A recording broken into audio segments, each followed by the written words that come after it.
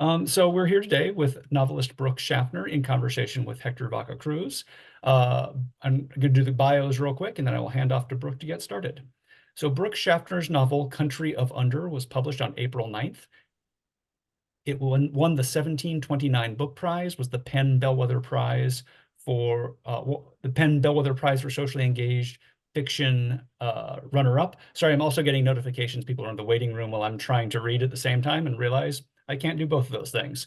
So sorry about my little awkward stumblings. For socially engaged fiction runner-up, and was shortlisted for the Dzanc Books Prize for fiction and Black Lawrence Press's Big Moose Prize, which are both really, really amazing awards. So to be even mentioned along with those prizes is really, really a great honor. Brooke's work has appeared in Scoundrel Time, the Rumpus, the Hudson Review, and many, many, many other places.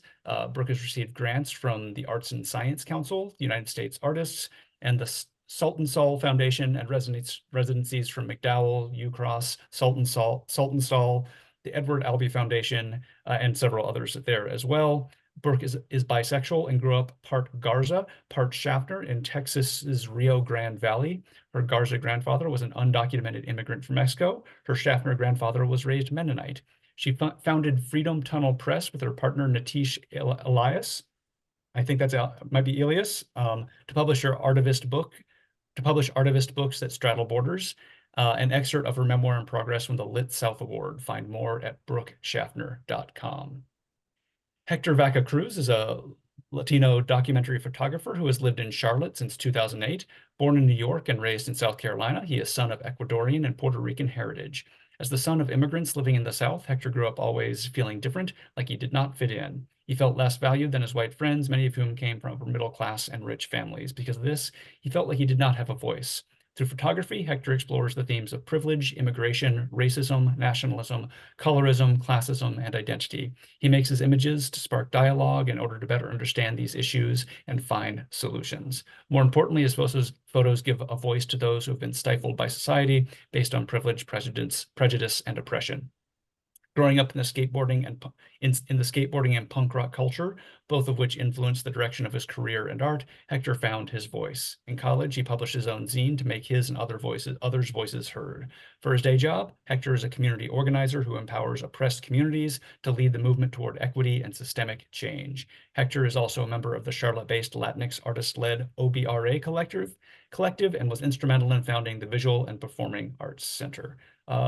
Thank you. Welcome both of you to the Virtual Writer Center. I'm really excited for this conversation and to know more about your work. So Brooke, I'm going to hand off to you to get us started. Thank you so much.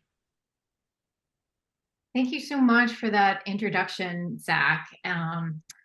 This is my first Zoom event, and worked on this novel for a long time, for 10 years, researching and writing it. So it's amazing that this is happening with you all. I have to give a shout out to all my friends who I see in the chat windows. Right now I just have it set on a few of you, on the two Barbaras, my friend Heather, but I know my fairy godmother, Barbara Yeager, recruited like 49 people. So I have a special shout out to her.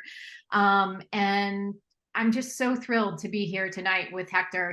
I have so much admiration for what he does as an organizer and an artist, and how powerfully he shares his story. And I'm really excited to be collaborating.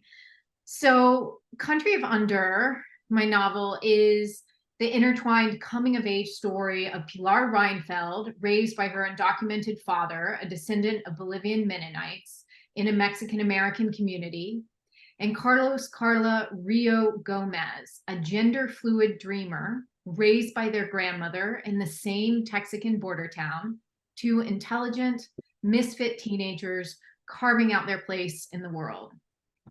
And the novel's beginning is set in Texas's Rio Grande Valley, where I grew up, which is in the very southern tip of Texas. My aunt Tilly Garza used to say, where Texas ends and the fun begins. And if you've ever been to one of my Garza family's parties, you know that Tilly spoke the truth.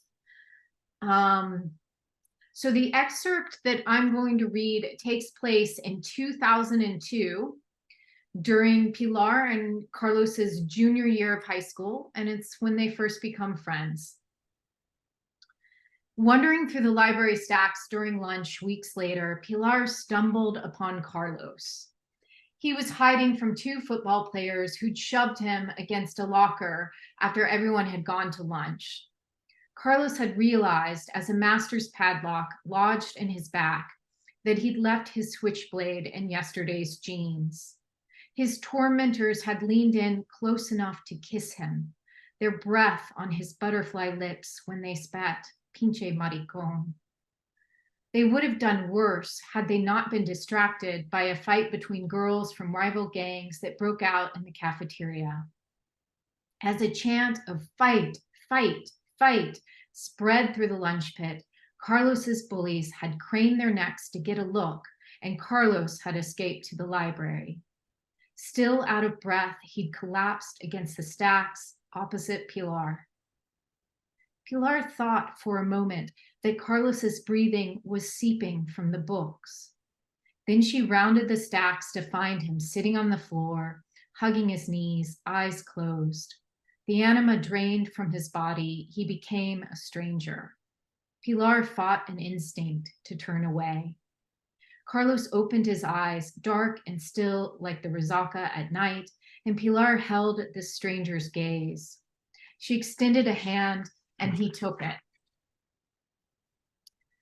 Carlos dusted off his Rebel Without a Cause red windbreaker and walked dazedly over to the library's windows, which looked out on the cafeteria.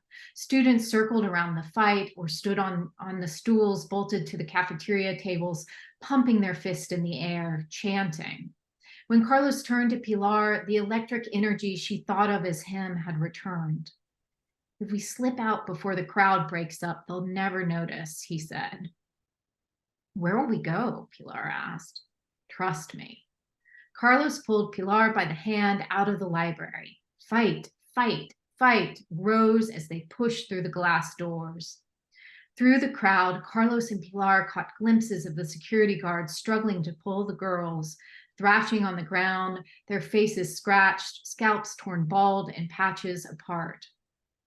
They flipped outside unseen and made their way through the parking lot until they came to a brown 1988 Chevette with a rusted fender and a dent in the back door. It was freshly washed. Meet the bitch, Carlos said with a flourish. She's nice, Pilar said. You're the first to call her nice. Carlos moved a pile of CDs off the passenger seat.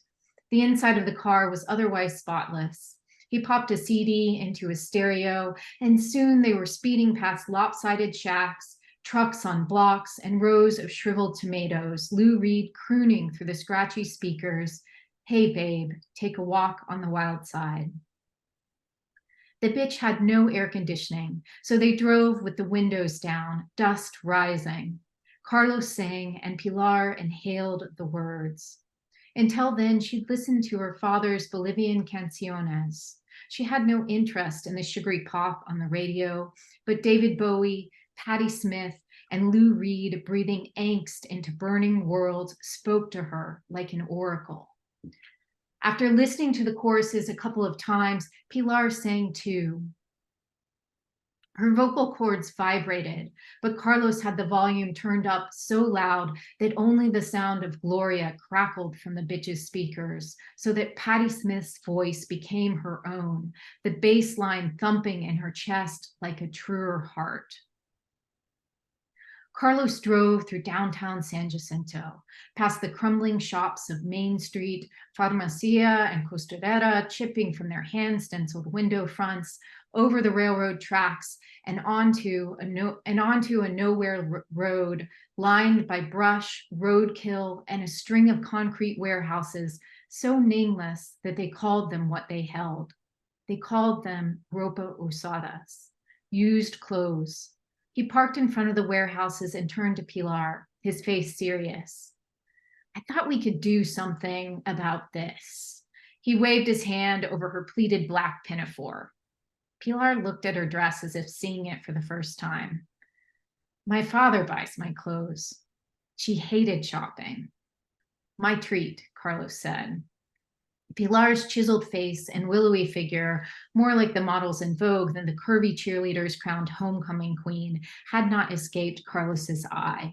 he couldn't resist a makeover. Clothing hung on round metal racks, but Carlos led Pilar to the back of the warehouse where there were massive mounds of clothing, men's and women's, fat and thin, summer and winter lumped together on the concrete floor. A forklift periodically rolled in and pitched more clothing onto the piles.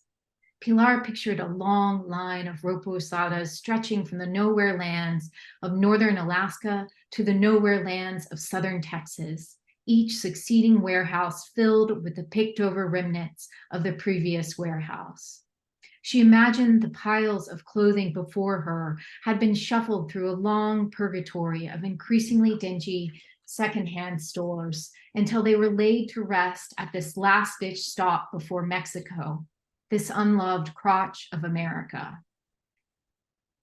Carlos had picked his way through the piles and was now digging through the tallest mound of clothing on his hands and knees. "Come on in, the water's fine," he called to Pilar. He flopped backwards and waved his arms and legs, making ropa usada angels.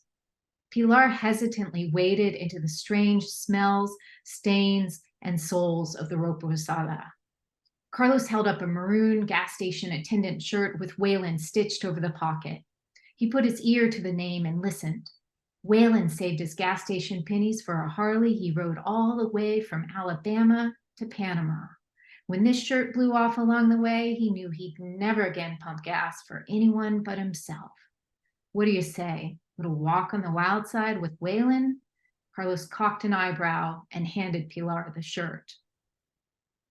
Pilar draped it over her arm and stared out across the foothills of clothing.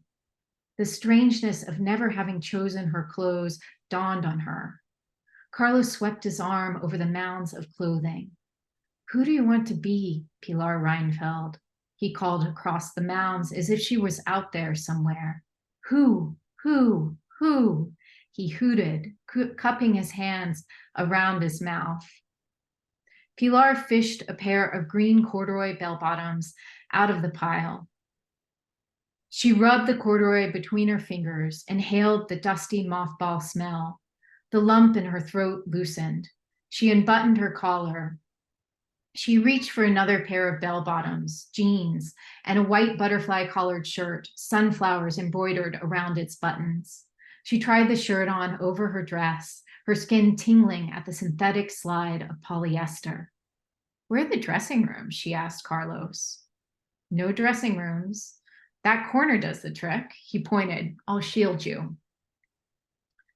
They made their way through the mounds to the corner, picking up clothes along the way. Pilar picked out several bold printed 70s shirts and a faux leather bomber jacket.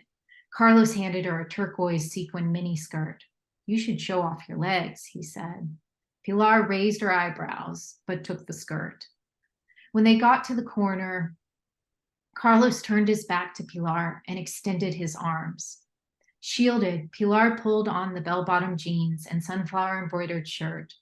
The jeans simultaneously held her body as nothing she'd ever worn had, and a stranger's body, a history of curving around her ass, creasing around her thighs. Carlos was her mirror. He gave a deep nod of approval, and Pilar took it in. She became a woman who stared back without blushing. She worked her way up to the turquoise sequin miniskirt, which was short, stretchy, and tight. When she pulled it on, the surrounding world of the ropa usada fell away. There was only the skirt and her. She admired her long, sinewy legs like they belonged to someone else. A man's eyes trailed her as she stepped through the piles of clothing. She saw him and knew those legs were hers. Carlos let out a woof whistle. "What about you?" Pilar asked. "Little fabulous me? At 60 cents per pound, I wouldn't turn down a treasure dive." Carlos squatted and arced his arms over his head like a diver. "Whatever I come up with, I wear." He dove into the mound and tunneled for several feet before his sleek head emerged like a seal's. He held up his haul, the spaghetti-strapped champagne silk floor-length dress with gray eagle's wings over the bodice. Pilar had never seen anything so beautiful. How that delicate dress could have survived beneath all those patched trousers, she couldn't fathom. Carlos kneeled in the pile, bent over the dress like he was praying. He bit his bottom lip. "Shield me," he said. Pilar turned her back to him and extended her arms. Carlos stripped off his heavy black work boots, snug fit Lee Riders, red windbreaker, and white t-shirt. He shivered, though the air in the ropa usada was warm. The dress slipped over his head like a skin. Inside its silk, he felt newborn. Abuela's all-seeing ojo fell away, and lightness descended upon him. When he turned to show Pilar, she caught her breath. He seemed to swim toward her in slow motion, all that anxious, crackling energy fallen away to reveal grace. "Carla." Carlos extended her hand like he'd always held her. "Pleased to meet you." Carla's dark eyes glittered. The dress lifted when she twirled, her long neck and freckled shoulders so delicate it hurt to look. "It's you." Pilar held Carla's gaze. Carla grinned. "Let's get out of here." They hopped a ride on the back of the forklift. The forklift driver kicked them off, but not before they'd drawn everyone's attention. People stared at this boy in his eagle's wings dress and this girl in her turquoise sequin miniskirt, but their stares were a skin that Carla and Pilar had shed. In the bitch, Carla pulled a deep red lipstick out of her backpack and ordered Pilar to pucker. She painted Pilar's lips and her own, and they headed for the highway. As they ascended the overpass, rose from that cracked mouth of earth into the cloudless blue sky, they opened their blood-red mouths and sang. So that's my reading. And now we're going to pass it to Hector, and he's going to show us some of his amazing photographs. Good evening, everybody. First off, before I go forward, we have to clap for that. That was amazing. So, Oh, thank you, Hector. yeah, I'm excited to be here supporting Brooke. This is an amazing book. This is an amazing story. It's an amazing offering. As Zach mentioned earlier, I am a documentary photographer. A lot of my photography has to do with my upbringing, how I felt as a young person. I'm filling up some space while I bring up my website. How I felt as a young person, growing up in the South. As I like to tell people, when I lived in New York, I was a Puerto Rican Ecuadorian U.S. citizen. When I moved to the South, I somehow became an undocumented Mexican because for some reason in the South, we're all Mexican and none of us are documented. At least that's the way we're treated. So I became a community organizer eventually, and I'll go into that later on when we're having the conversation. But I also became a photographer because it was a way to help other people to have a voice. And all my backstory is what leads me to social justice issues. With no further ado, I believe that having a voice is important, which is why I named my new documentary photography company Abre la Boca Photo, which Abre la Boca means open your mouth. And the idea is open your mouth if you want to be heard. Say something if you want to be heard. So much of my photography has to do with social justice.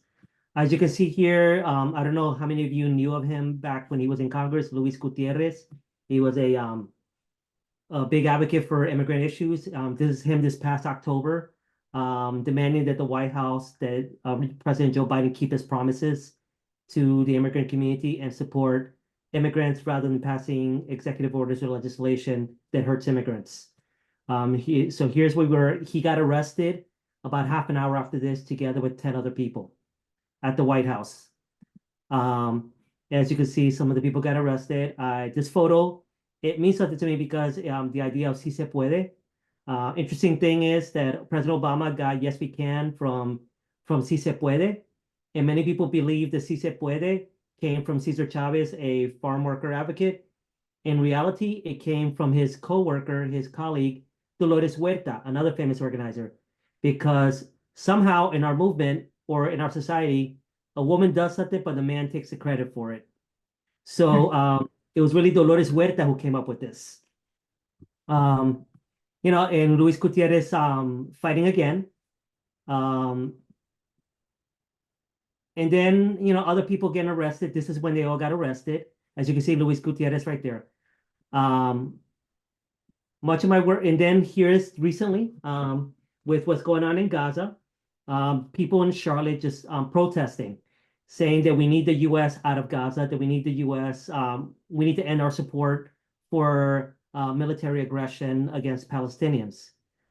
So some of my work deals, so I do a lot of protest photography, capturing people out there protesting, having their voices heard, because once again, it's about, my photography is about, my art is about having a voice.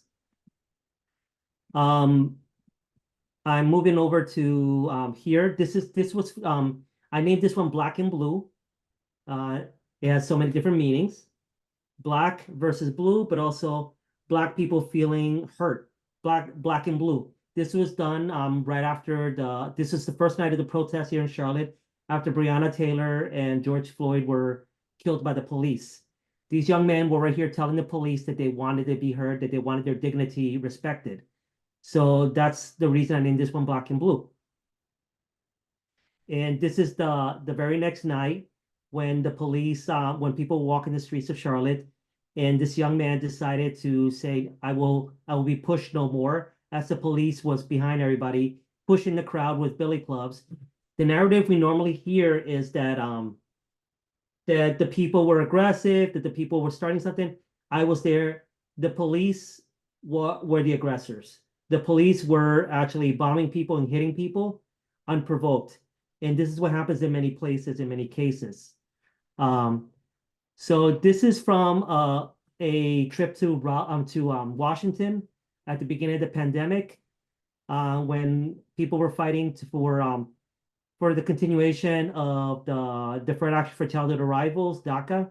There was there was an executive order under the Obama administration. So you see different people, and this photo was actually in a local NPR WFAE article about the women's marches after the Roe v. Wade.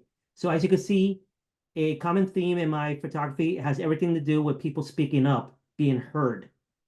But not all my photography is, I named this one Roe v. Hate because I see the other side being hateful toward women and the people protesting wanting to be heard. So that's the reason I named this one Roe v. Hate.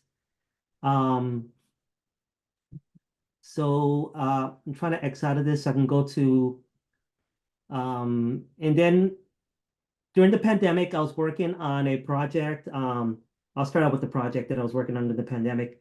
I went out, I was feeling like I was feeling like many people.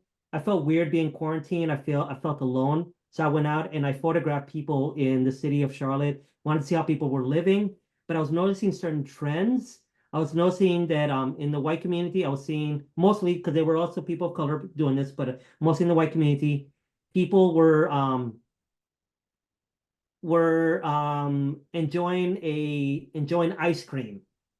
Rather than quarantining, people were congregating to enjoy ice cream, or people were out protesting that they wanted everything to open again because the pandemic was a myth. COVID-19 was a myth to them. So they wanted things to reopen. And, people saying, I want my rights respected. While at the same time, there were people that were being attacked by the police. People yelling out, I want everything to open. But there were people that were protesting, wanting to stop police violence. There were also a lot of empty spaces during the pandemic. So I got photographs of the empty spaces. The idea is to show how people were living. Eventually, after speaking with many immigrants as I was doing this project, I realized that several told me, I wish I could quarantine, like my American brothers and sisters. I wish I could quarantine. I wish I could stay in, but I'm not a US citizen. I don't have the same rights. I have to work whenever I can find work. So I have to risk my life working. So that's where you see Los Esenciales. It's about people going out during the pandemic and continuing to work. And then eventually it morphed into something about immigrants in general, showing that immigrants are an important part of our community. This one was a great one because I walked into the church and I asked the priest, hey, I'm doing this project. Can I get photos of you?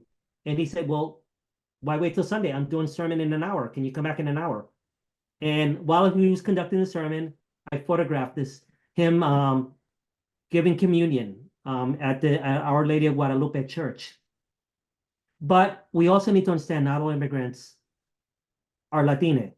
There are many immigrants from other countries. So here we have Council Member Dimple Ajmera when she was running for office for local city council, showing that she's an important part of our community. She's essential.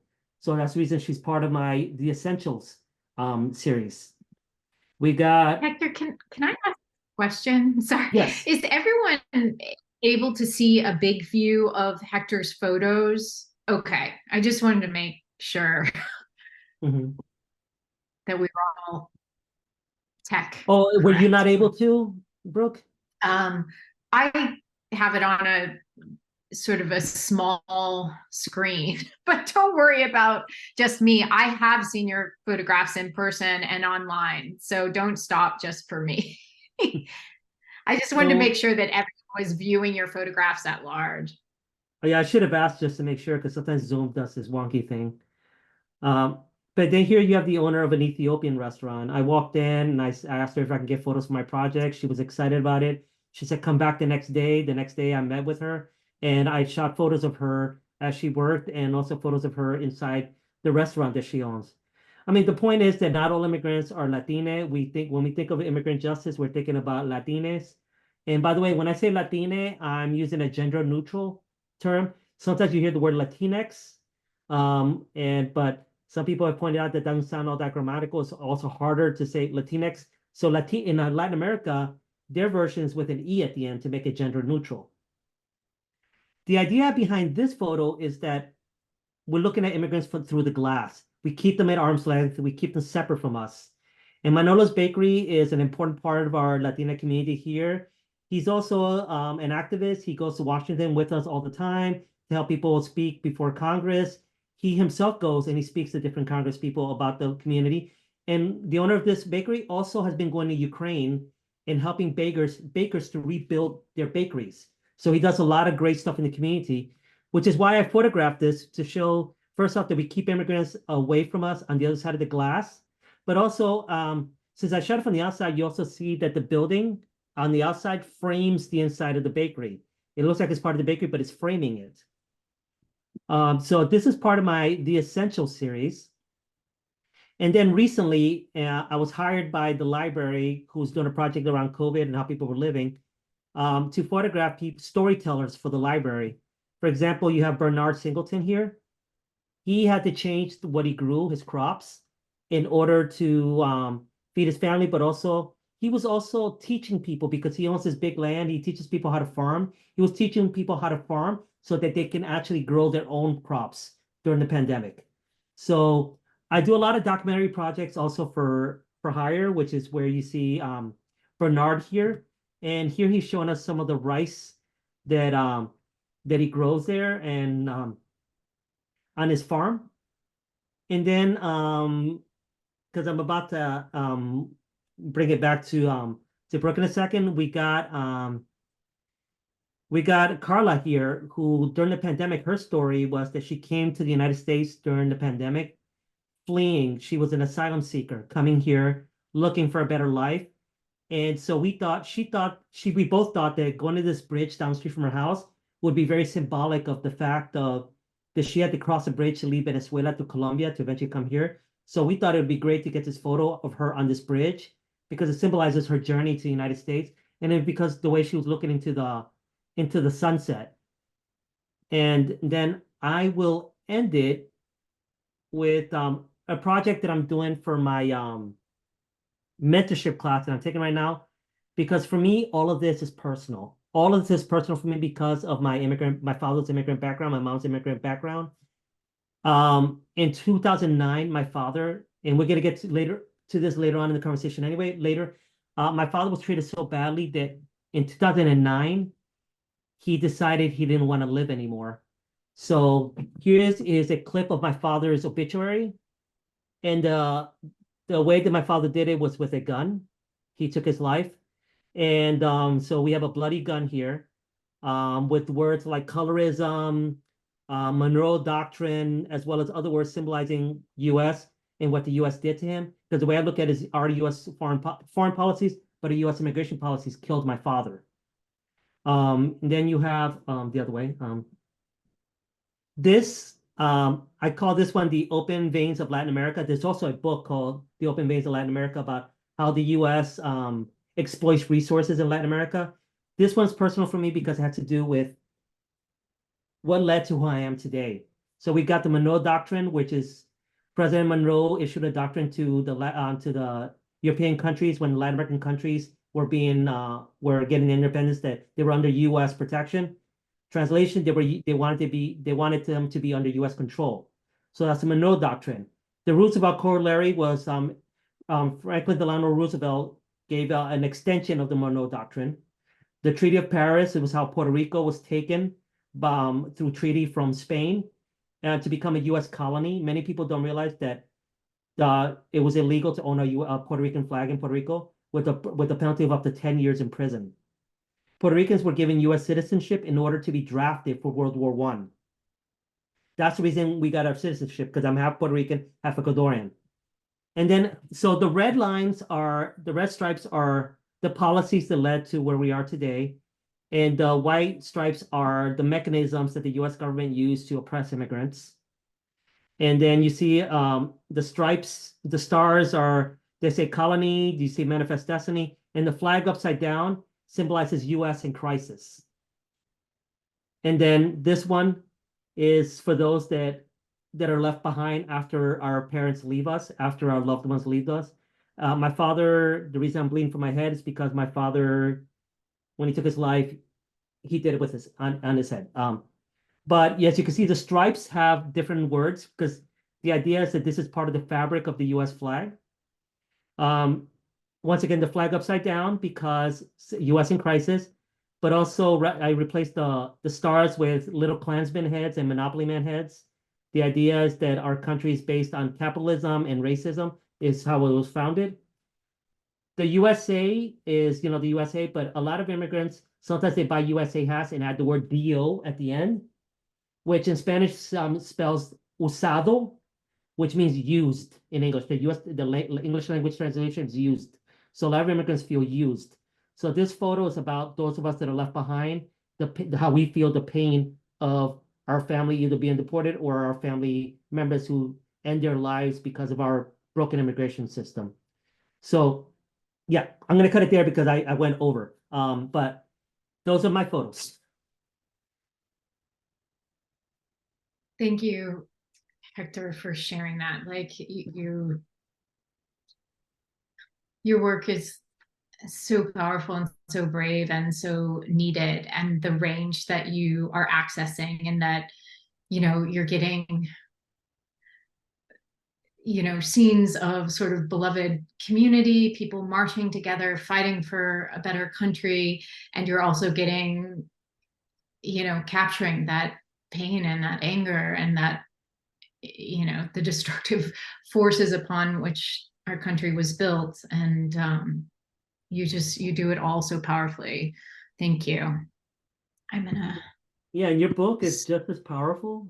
Just the stories you tell about a transgender person, and it's about identity and how our immigration system fits into this. So I actually have a question for you. My okay. question is, what inspired this book? Like, what inspired these characters? Because a lot of this sometimes is personal, as you saw with my photography. So my question to you is, what inspired this book and these characters? Yeah. Yeah. Well, it comes out of my experience of growing up in a bicultural family on the Texas-Mexico border. So, as Zach read in my bio, my Garza grandfather was an undocumented immigrant from Mexico, and my Shaffner grandfather was raised Mennonite. And the book comes out of that experience. It's a fiction, but there are emotional truths that I'm delving into. And the book comes out of that experience of growing up between cultures and countries and identities, and searching for and struggling to find and ultimately creating through art and connection a home. And growing up on the border, I think it taught me to resist binaries. On Saturday nights, I cheered on a drag queen friend who, I met through my high school's drama program at my town's only gay bar. And on Sundays, my family discussed the church sermon at family meetings. And Country of Under, it's a novel that resists binaries. It brings together drag queens and nuns and activists and artists and healers. And so it grows out of that kind of refusal to sort of label and separate. And as far as that experience of seeing drag for the first time with my friend Kara Wattas, who was amazing, who was brave enough to perform drag in our small town in high school. I was this shy, awkward teenager, but witnessing the larger than life transfiguration that was drag, I was in awe, and I felt free and embraced in that underground space. And Country of Under draws from the freedom that I felt watching this high school friend perform drag in our town's only gay bar to tell this fictional story of two young people creating themselves. So the feeling is my own, and then I populate that with kind of a fictional narrative. But the novel it's full of subcultures and underground movements, hence the title. It was a long time in the making, as I said. I began writing it in 2011, and I worked on it for 10 years. And I drew on personal experiences, stories from my Garza family. I've worked with Rio Grande Valley students on their college admissions and scholarship essays for 14 years. So I drew on their stories, which I have been steeped in throughout writing the novel, and research and activism and advocacy. So as I said, for 14 years, I worked with kids from the Rio Grande Valley, high school students applying to college on their admissions and scholarship essays. And they were predominantly Latine, but there were some Southeast Asian students. So those sort of third culture kids in a largely Mexican-American culture, kind of like Pilar, or South American within a largely Mexican-American culture. And they were always had really interesting stories to tell, not being entirely of that Mexican-American culture. So, like Pilar and Rio, these students are dreaming their futures into being, and it's a time of big aspirations, big feelings, a real openness to change.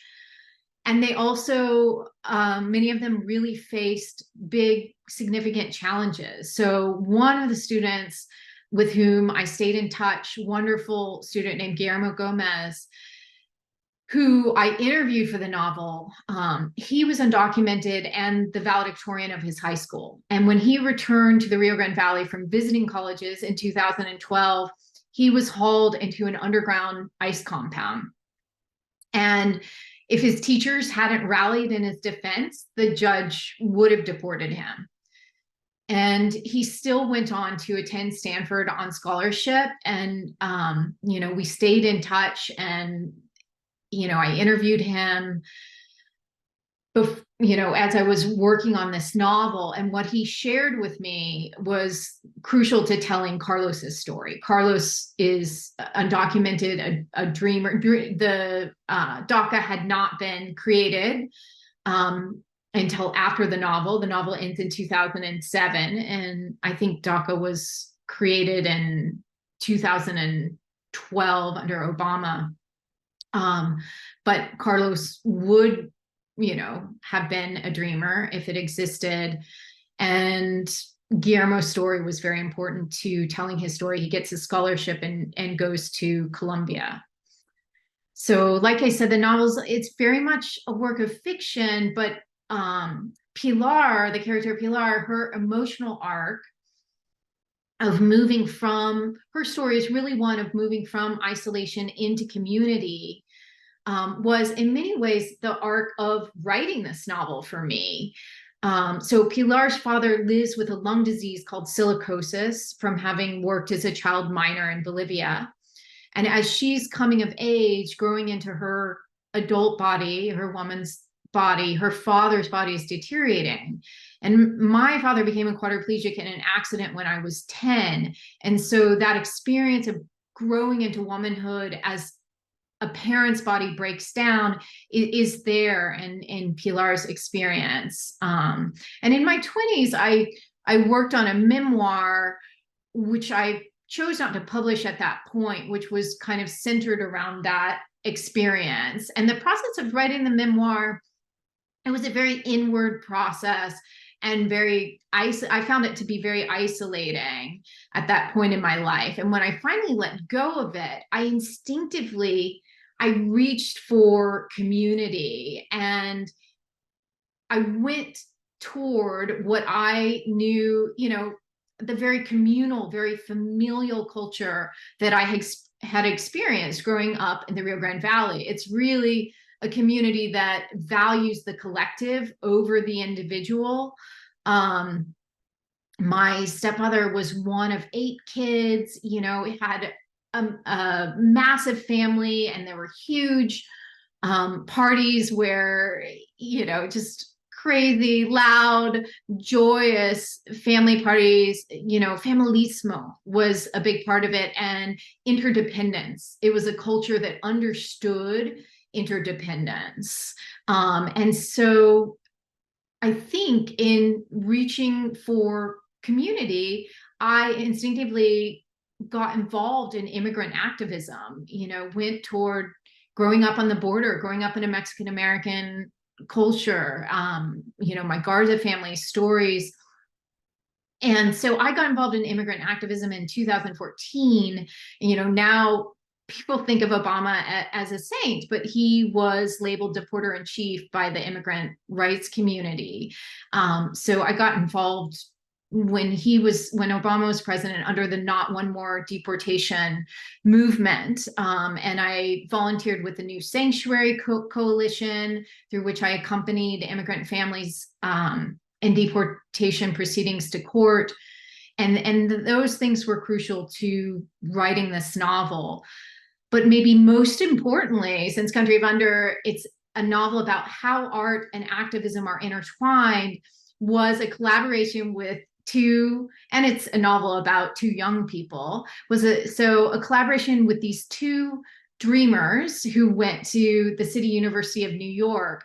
We worked together on creating an artivist event at the Brooklyn Public Library that was focused around immigrant stories. And it was, different art, different media, theater and film and music that was centered on immigrant stories. And that was really the beginning of my becoming passionate about artivism, about this other way to, kind of access and humanize social or political issues. So Hector, now I have a question for you.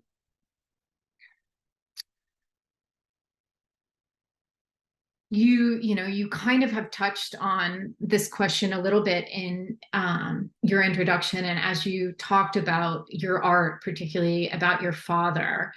The character Pilar, her father is undocumented and lives in fear of being deported, and partly as a result raises Pilar in isolation and is afraid to seek healthcare. And without giving any spoilers, this has terrible consequences.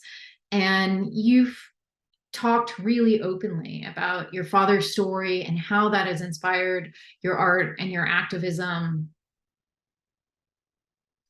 I wondered if you talk a little bit, so in your current work, which you very bravely shared with us, you know, are exploring some of that unbridled and wholly justified rage, and you know, and images depicting the violence that this country did to your father.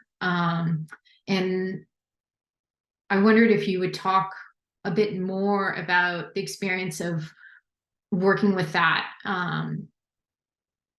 in your current art.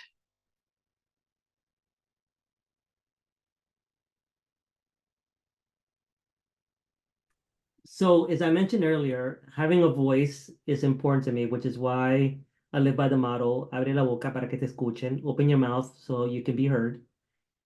A lot of that is inspired by my father, and also by, once again, by the way I felt when we moved to the South. But mostly by the way my father was treated at work. He worked at a Sears Roebuck as a mechanic, and people would yell at him, speak English, even though, and because he spoke it but with an accent, and he had more knowledge than his coworkers. He also had more skills, yet he was the one who had to sweep. And then whenever they messed up, he was the one who had to go fix it. He couldn't fix the cars, but he had to fix the mistakes of his coworkers because he was an immigrant. And just seeing my father's struggles, his wife, Puerto Rican, so US citizen. His children born here, US citizens. Under the last meaningful immigration reform in the 80s, under the Reagan administration, his brothers and sisters living in the US were able to become US citizens. They got dual citizenship between Ecuador and the United States. My father was the last one who couldn't get a US citizenship. So my father, for the longest time, tried to get as far as the exam, but the people within the system kept messing with him. They would say, you forgot this document. And then he'd come back on a different visit. No, now you forgot this document, instead of just giving him the list. And then when he had all the documents, said, oh, no, they expired. So he had to start over again. This happened for over 20 years. He finally got as far as the exam. He passed it. My father was going to finally become a US citizen. 9/11 happened. Immigration laws changed. Before my father could be sworn in, they took away his US citizenship. So my father never got that. So all this led to my father having depression, which is why in 2009, my father did what he did. He felt alone. He felt like he couldn't be heard. And as the immigrant justice director for a statewide nonprofit in North Carolina, I've gotten the opportunity to meet more immigrants and hear their stories, whether they be documented or not. And many of them feel like they don't have a voice. All this eventually leads into my art because it's about telling people stories. It's about people being able to speak for themselves, have an image, represent who that person is. Sometimes having a beautiful image, because often when we have this view of immigrants, they are seen as this other. There's a lot of othering that happens in this country. So it's about people having a voice, and that's how that plays into my art. It's a form of artivism because on the one hand, I'm a community organizer, on the other hand, I'm an artist, and it's a way to really express myself. It's a way for me to get out my own frustrations, my own feelings, because that's what activism is about. It's about it being personal, that's about getting out your frustrations, being heard. And that's what my art is about. So, but like I said, it was inspired by my father.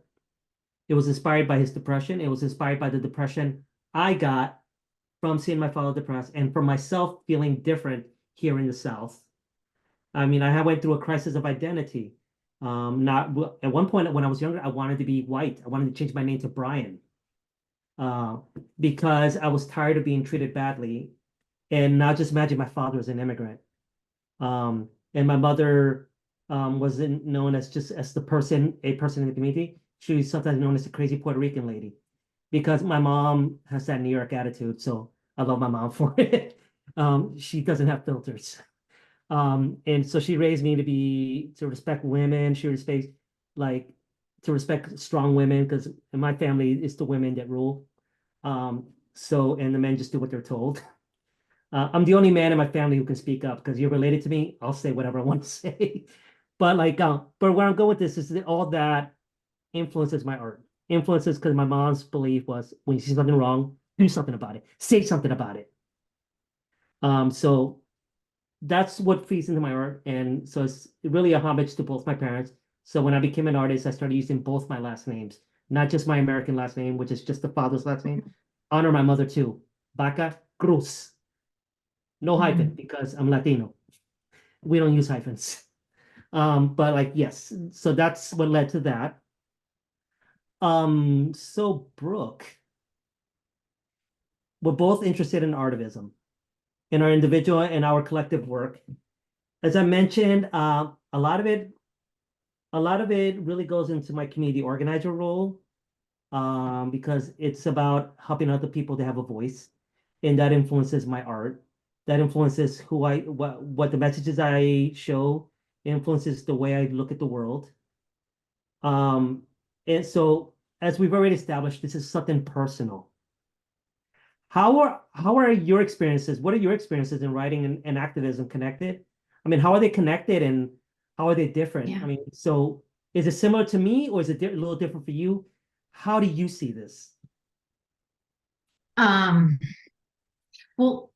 I love that, in your art, you're making space for the whole range of emotions. And everything from these beautiful images, to these angry, violent, and all of it, just the expression of it is held and, sort of justified. I think, yeah, in my writing, it's this moving deeper into individual, immersing yourself in sort of a character's feeling and observation. It's sort of that,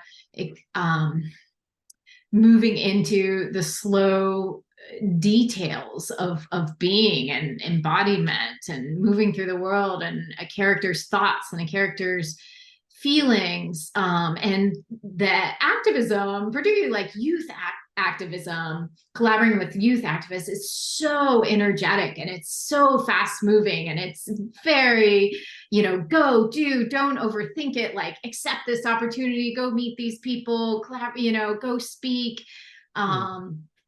And as someone who, tends to be very introverted, I found it, even though the activism was crucial to writing this novel, I found that process of moving into a quieter headspace to write from the kind of go do, don't overthink it energy of activism very difficult. I had trouble kind of quieting my head and moving into that deeper contemplative mind state that I needed to write.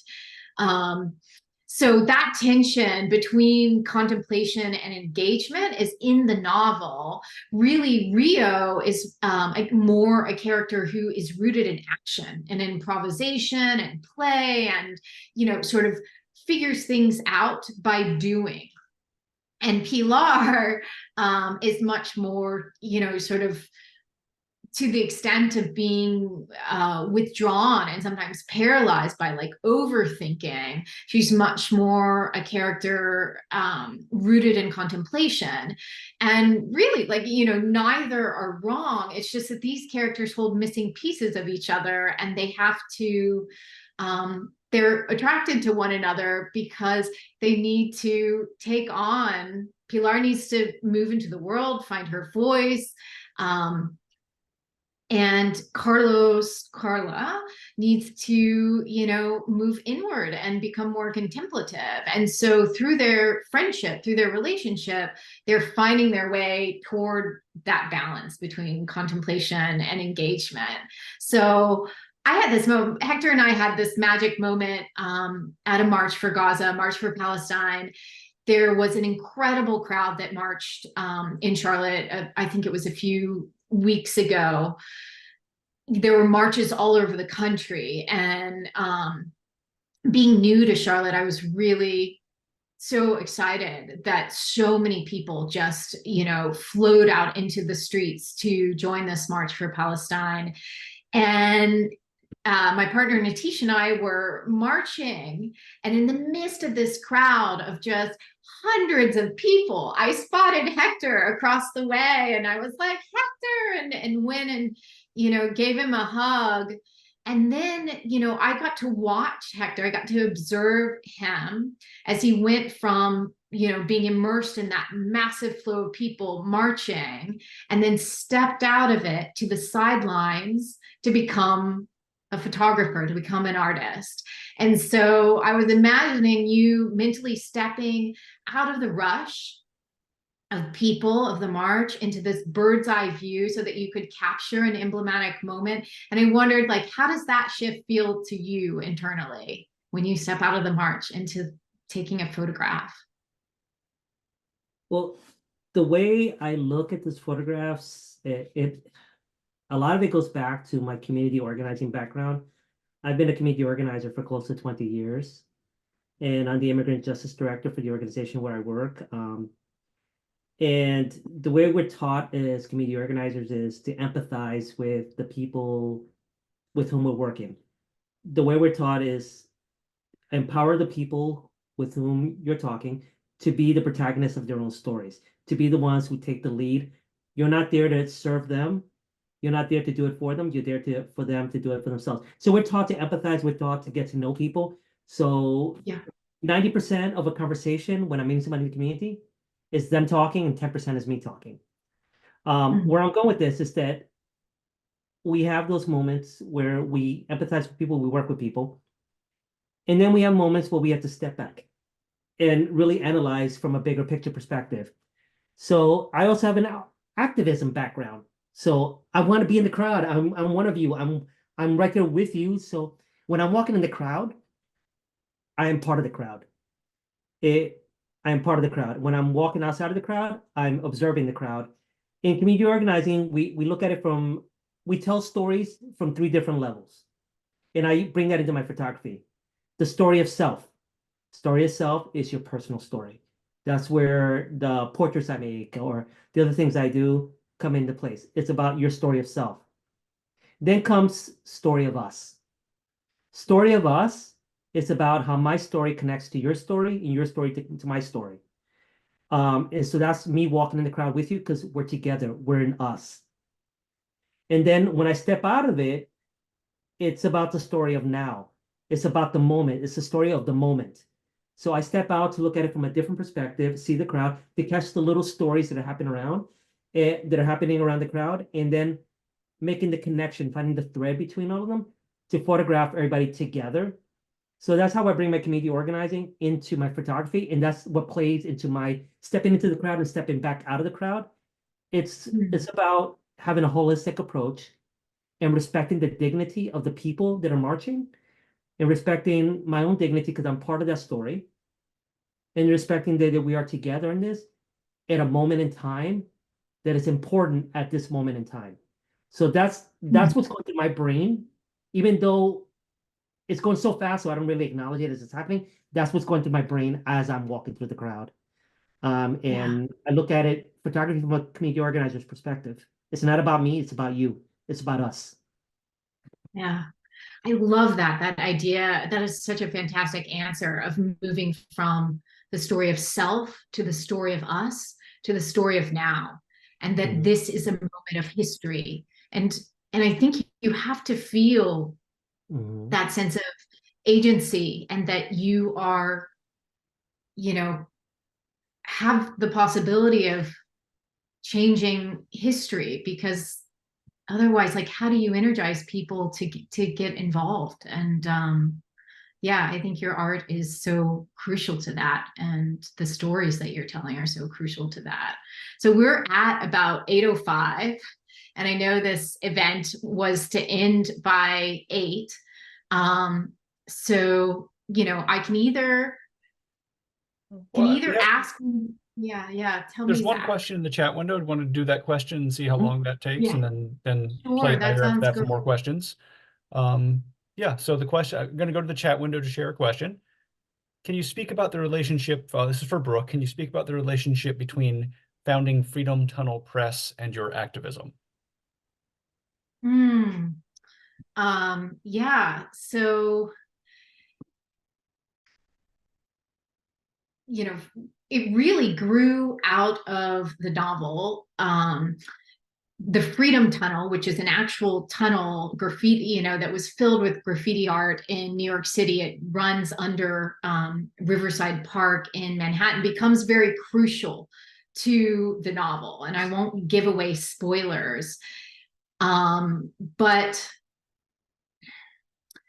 my partner and I founded this press because we wanted to publish artivist works, and we published our first book. It was really magical the way that it happened. When we were first looking at Charlotte, you know, I'd written this novel that had drag queens in it, and drag was very important to the novel.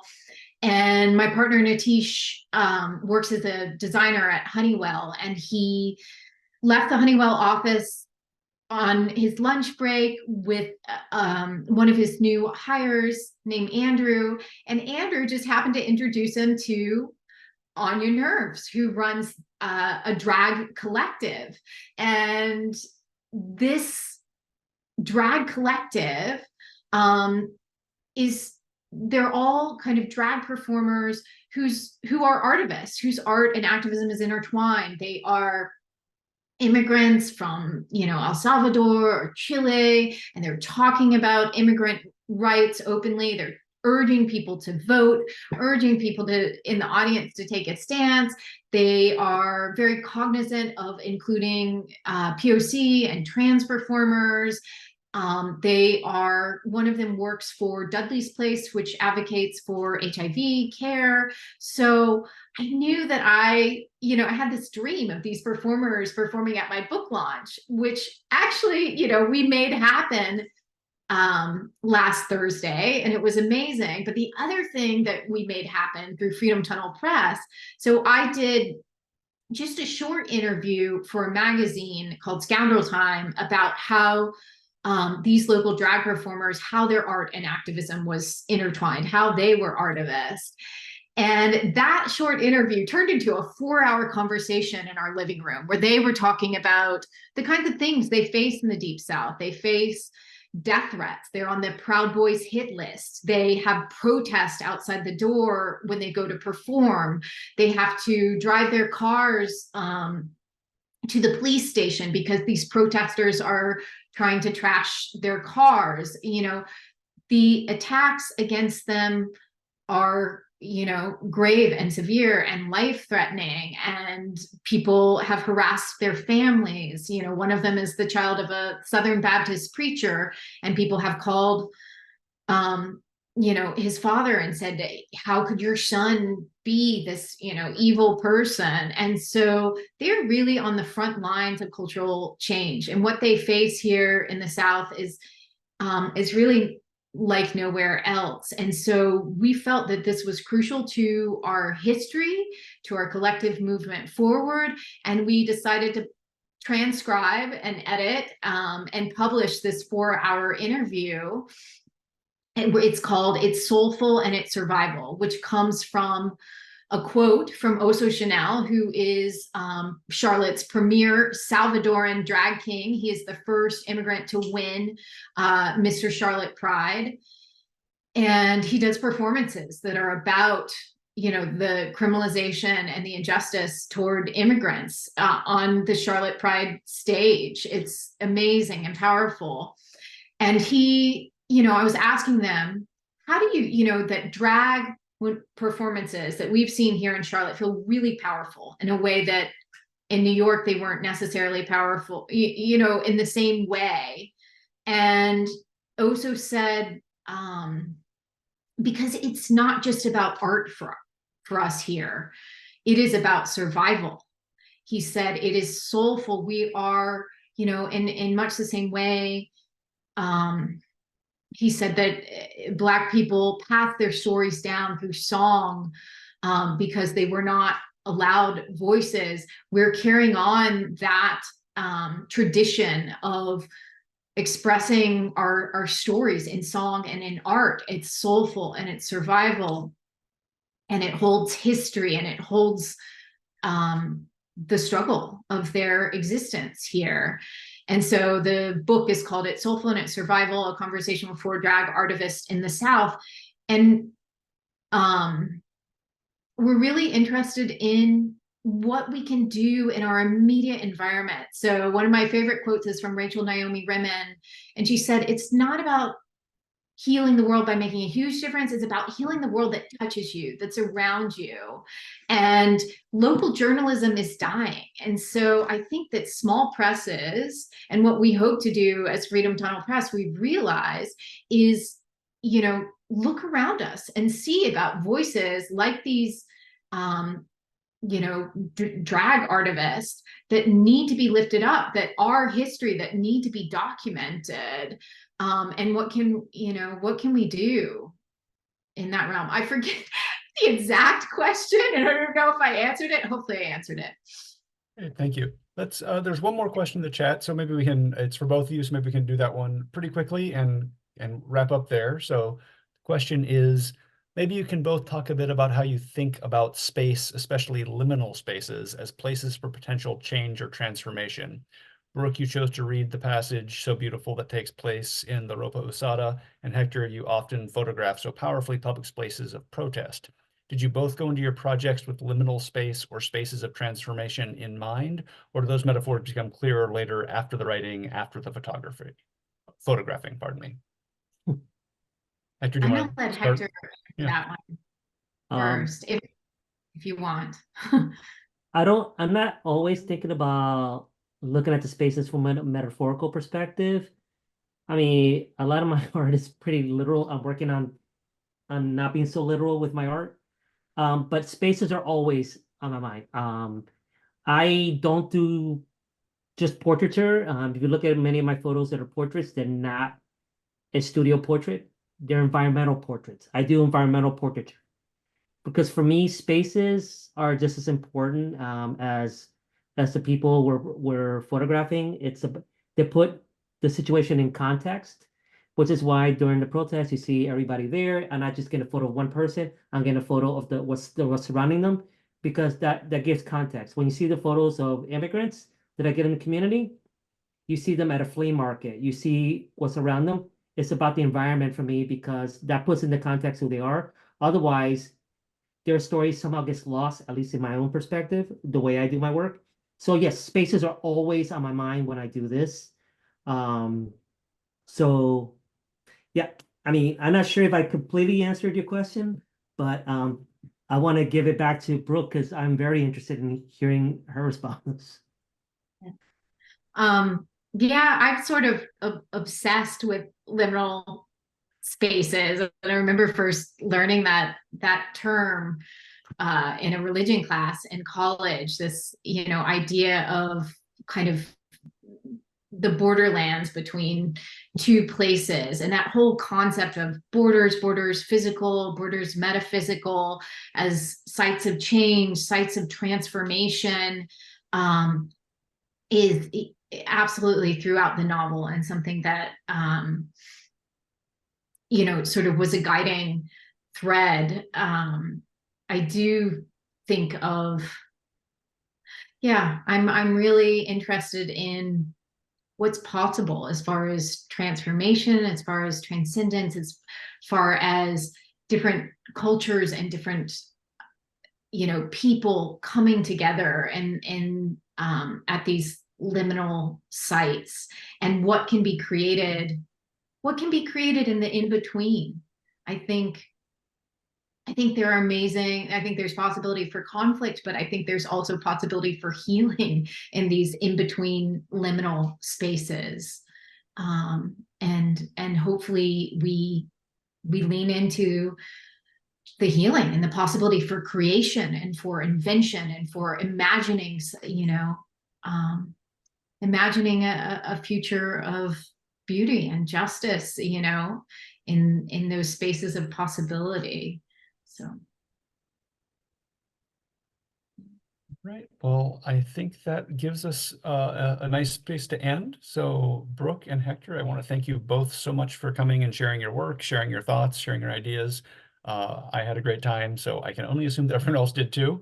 Thank you all so much for coming, and we hope to see you again sometime in the near future at a virtual, or if you're local, in-person Writer Center event. Thank you all so much. And we recorded this, so we'll get the recording up on our YouTube channel pretty soon. Thank you so much for having us, Zach, and thank you to everyone for being here tonight. So appreciate it. Yeah, thanks everybody for coming out and supporting my friend Brooke. I was Thanks honored for to invite to being in support her. conversation with me, Hector.